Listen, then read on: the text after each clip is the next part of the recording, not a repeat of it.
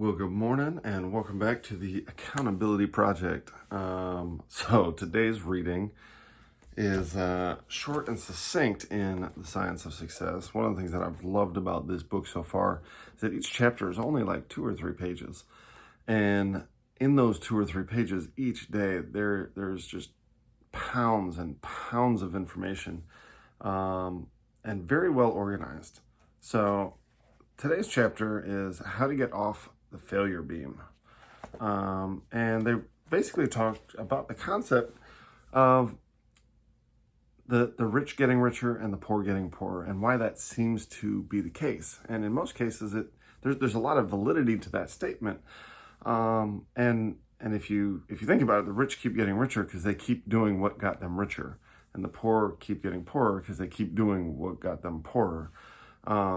Whether that's delayed gratification versus immediate gratification, whether that's making poor financial decisions versus making intelligent or smarter, more profitable financial decisions.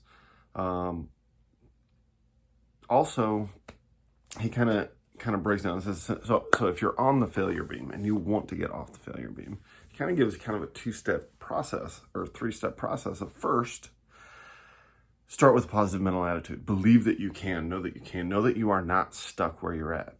In America, we do not live in a caste system. We're not in one of those places where the top 1% is always the same families year after year, generation after generation. We have the most mobile financial statements around the globe. The top 1% is typically 90% different every 5 to 10 years because new wealth is constantly being created in America. But the process starts with a positive mental attitude. Know that you can. Know that you have the ability to change your stripes, so to speak. Second is write out a plan, a step-by-step plan, like super, super small steps. Like break it down to super, like step 1, lean forward. Step 2, start to fall. Step 3, put your foot in front of you to catch yourself. Like that. So breaking down, even taking a step into multiple steps. And what's going to happen is when you start taking action on that plan, right? Action is the key.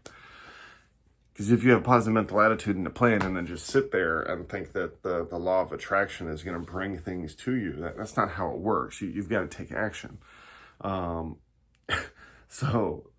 But as you take action on your plan, you start to build momentum, you start to build confidence in knowing that you're doing something that you're able to do. And as each of those steps build up, you're going to start doing harder and harder things, but they're not actually going to be harder for you because you've grown in the process of developing each of these. Your self-esteem is rising because each win compounds with the next win, and you start to develop a mindset and determination that you are a winner and you are winning. I've heard it said that winners think about winning and losers think about winners, right? So when you're out winning, you're not worried about everyone else. You're focused on what you can do to win again. So by making your steps super, super small, you allow yourself the ability to win. That way, if you have a failure today, one failure compared to the 25 wins that you've already had is nothing. It doesn't bother you. You're able to get past it quicker. So positive mental attitude, have a plan, break down small steps, and then take action. Action is key to everything. No one has become successful in anything by just sitting there. The only thing that could possibly come close is if you're trying to become a Zen Buddhist, because then you would just sit there. But even the Zen Buddhist is taking action mentally and developing a mental strength for whatever discipline that they're developing. So they're still taking action. So take action towards your goal.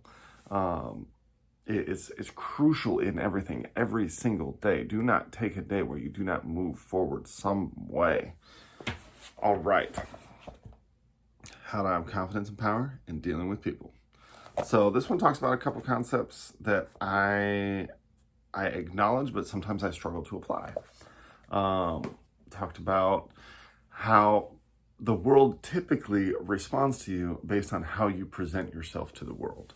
So if you enter the world confidently with energy and enthusiasm and I'm here to win, then things start to line up for you. People respond to you as someone who is someone.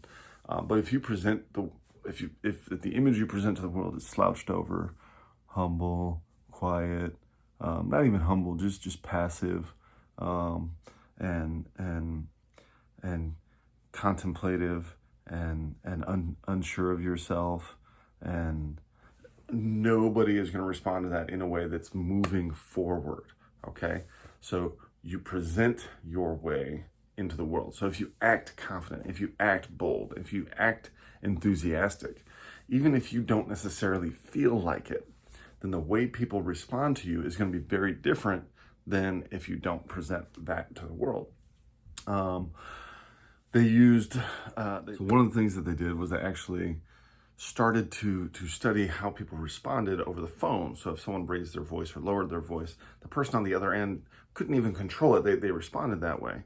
And so if we want to prevent certain things from escalating or getting out of control, let's be conscious of the way that we're speaking. So if we're in a situation that could potentially get very confrontational, we may want to slow down and reduce our volume a little bit. That way we can prevent the other person from getting angry and things getting out of hand. And that way we can control more of the situation, because more people, believe it or not, will respond to the way you lead in a situation than maybe you would think. So with all of that being said, apologize for the mild interruption in the middle of that. My amazing, amazing son needed to tell me something. So, hey, family first. Love you guys. I appreciate you guys. Condense the pain of personal growth and stay accountable.